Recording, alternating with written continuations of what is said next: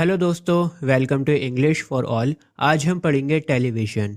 नाम से ही पता लग रहा है कि ये पोएम टेलीविज़न से रिलेटेड है। चलिए शुरू करते हैं और देखते हैं पोएट क्या बात कह रहा है। The most important thing we have learned so far as children are concerned is never let them near your television set. Or better still, just don't install the idiotic thing at all. Poet कहता है कि हमने एक बात सीखी है, मतलब जो बड़े लोग हैं, जो एक्सपीरियंस्ड लोग हैं, वो बोल रहे हैं कि हमने एक बहुत बड़ा लेसन लर्न किया है। और वो लेसन क्या है? वो लेसन ये है कि कभी भी अपने बच्चों को टीवी के पास मत जाने दो। और बेहतर होगा टीवी जैसी इडियोटिक थिंग, टीवी जैसी फजूल चीज़ घर में इंस्टॉल ही मत करो। टीवी को घर से दूर रखो। दोस्तों, टीवी जो होता है ना, वो हमारी क्रिएटिविटी को ख़त्म कर देता है। टीवी में कुछ भी अच्छा प्रोग्राम नहीं होता, इसलिए पोएट कहता है कि बच्चों को टीवी से दूर रखो। In almost every house we have been, we have watched them gaping at the screen. They loll and slop and launch about and stare until their eyes pop out.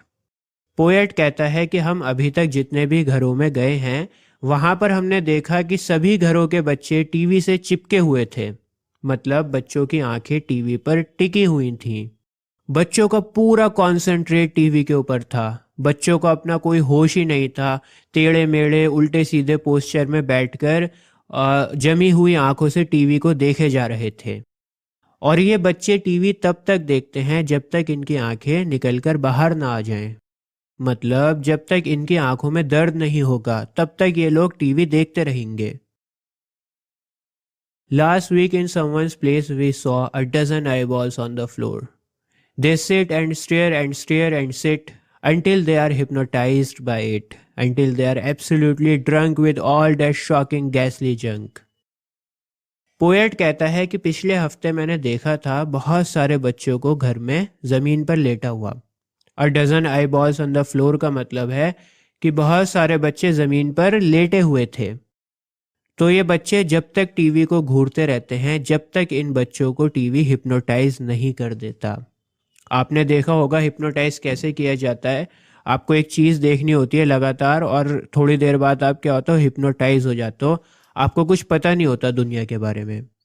तो यहाँ पर बोलना चाह रहे हैं कि बच्चे टीवी को इतना ध्यान से देखते हैं कि टीवी उन बच्चों को हिप्नोटाइज कर देता है, और फिर उन बच्चों को पता ही नहीं होता कि उनके आसपास क्या हो रहा है।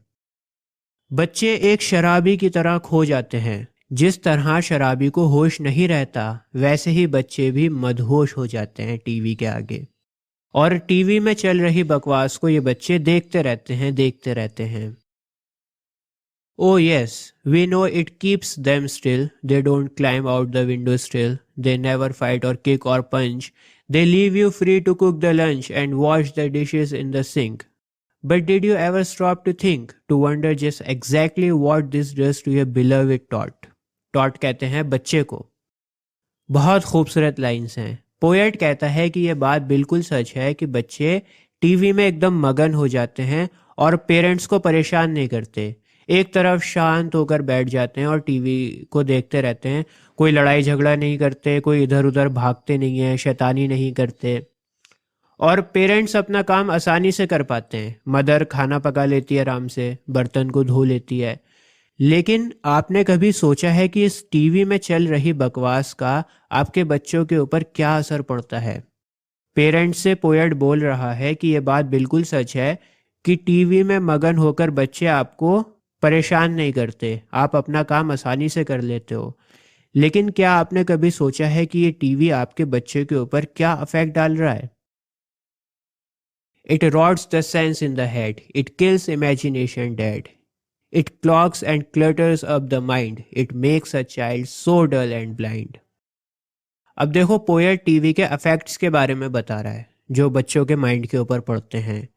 पोएट कहता है कि टीवी देखने से बच्चों की क्रिएटिविटी बिल्कुल ख़त्म हो जाती है, इमेजिनेशन ख़त्म हो जाती है, और उसका माइंड कचरे से भर जाता है, फालतू की चीज़ों से भर जाता है उसका माइंड। और ये सब बेकार की चीज़ें उस बच्चे को डल बना देती हैं। ब्लाइंड का मतलब यहाँ पर है कि बच्चे की खुद की क्रिएटिविटी ख़त्म हो जाती है। बच्चा खुद कुछ नहीं सोच पाता, खुद कुछ नहीं देख पाता।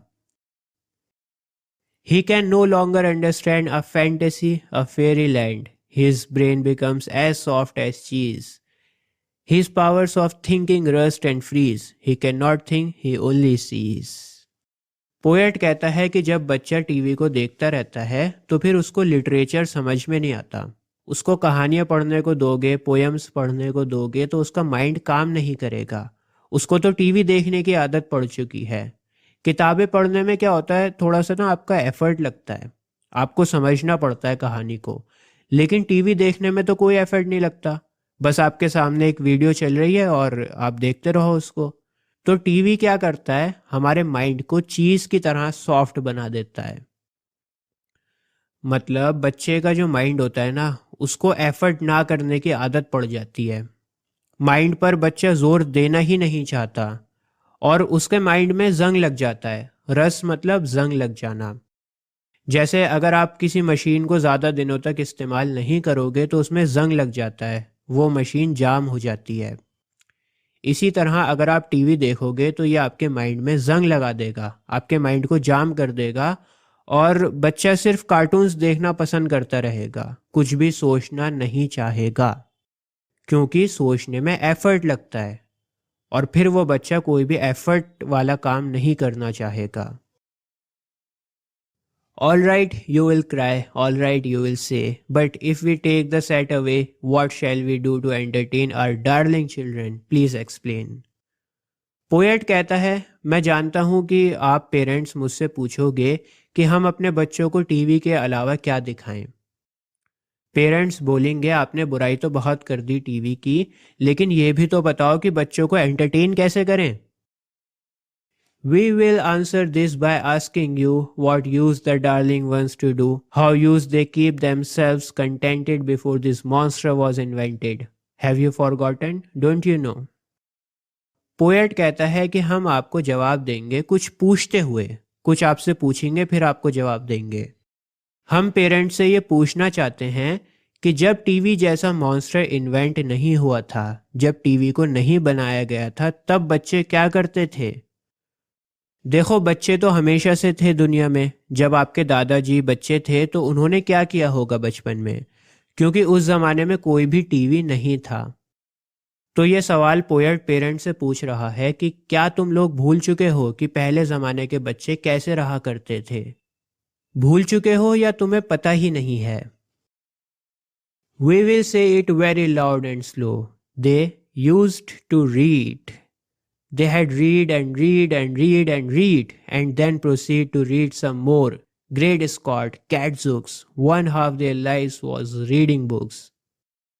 पोएट कहता है कि पहले ज़माने में जब टीवी नहीं था तब बच्चे बुक्स को पढ़ा करते थे एंटरटेन होने के लिए। लोगों की आधी जिंदगी पढ़ने में ही गुजर जाती थी। ग्रेट स्कॉट गैट्सबुक्स जैसे जो वर्ड्स लिखे हुए हैं, ये एक्सप्रेशंस हैं जो सरप्राइज को बताते हैं, एक्साइटमेंट को बताते हैं। तो बोलना चाह रहे हैं कि बुक्स बहुत ज़्यादा एक्साइटमेंट से भरी हुई होती थीं, बहुत ज़्यादा एंटरटेन करती थीं बच्चों को। The nursery shelves held books galore, books cluttered up the nursery floor, and in the bedroom by the bed more books were waiting to be read. Poet कहता है कि पहले ज़माने में बच्चों का रूम किताबों से भरा रहता था। जहाँ देखो वहाँ किताबें पड़ी होती थीं, फ्लोर पर किताबें पड़ी रहती थीं, बेडरूम में भी किताबें होती थीं, हर जगह किताबें होती थीं। Such wondrous, fine, fantastic tales of dragons, gypsies, queens and whales and treasures isles and distant shores where smugglers rowed with muffled oars and pirates wearing purple pants and sailing ships and elephants and cannibals crouching around the pot, staring away at something hot. Poet यहाँ पर बताने की कोशिश कर रहा है कि कितनी इंटरेस्टिंग बुक्स हुआ करती थीं। आपको ड्रैगन्स की कहानियाँ मिलेंगी, एडवेंचर्स मिलेंगे, रानियों की बुक्स मिलेंगी, वेल्स मिलेंगी, ख़जाने के आइलैंड्स मिलेंगे, डाकू मिलेंगे। तो इस तरह से यहाँ पर किताबों की वैरायटी बताई जा रही है। ऐसा बिल्कुल नहीं है कि किताबों में कोई वैरायटी नहीं होती, हर कोई अपने टेस्ट के अकॉर्डिंग किताबों को पढ़ सकता है। बहुत वैरायटी है किताबों में। It smells so good. What can it be? Good gracious, it's Penelope. The younger ones had Beatrix Potter with Mr. Todd, the dirty Rodder and Squirrel Nutkin, Pigling Bland and Mrs. Tiggy Winkle, and just how the camel got his hump, and how the monkey lost his rump, and Mr. Todd, and bless my soul, there is Mr. Rat and Mr. Mole. Oh, books, what books they used to know, those children living long ago. Again वही बात बोलने की कोशिश कर रहे हैं, parents को समझाने की कोशिश कर रहे हैं कि बुक्स बहुत ही एंटरटेनिंग होती हैं, तरह तरह की बुक्स अवेलेबल हैं, अपने टेस्ट के अकॉर्डिंग बुक्स को पढ़िए। बुक्स में बहुत ज़्यादा वैरायटी है और पहले ज़माने के जो बच्चे बुक्स को पढ़ते थे वो बुक्स को बहुत ज़्यादा इंजॉय करते थे, उन्हें बहुत मज़ा आता था बुक्स को पढ़ने में। So please, oh please, we beg, we pray, go through your TV set away. And in its place you can install a lovely bookshelf on the wall.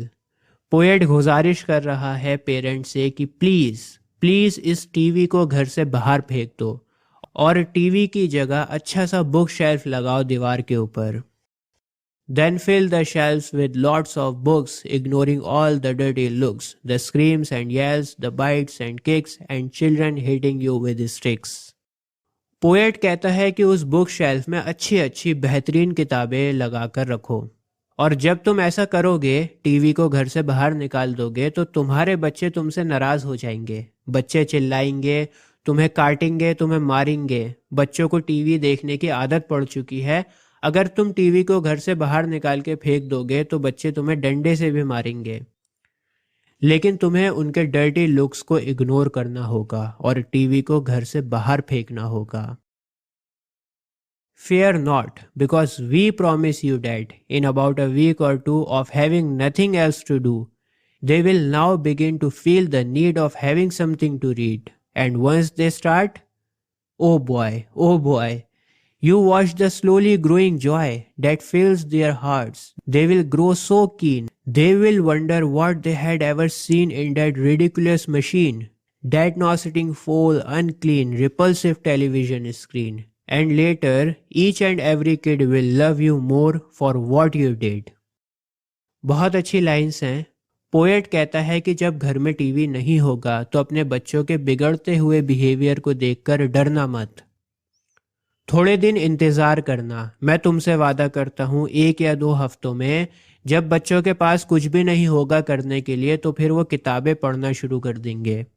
पहले तो खाली टाइम में वो टीवी देखा करते थे, लेकिन जब बच्चों के पास खाली टाइम होगा और उनके पास टीवी नहीं होगा देखने के लिए तो फिर वो किताबें पढ़ना शुरू कर देंगे।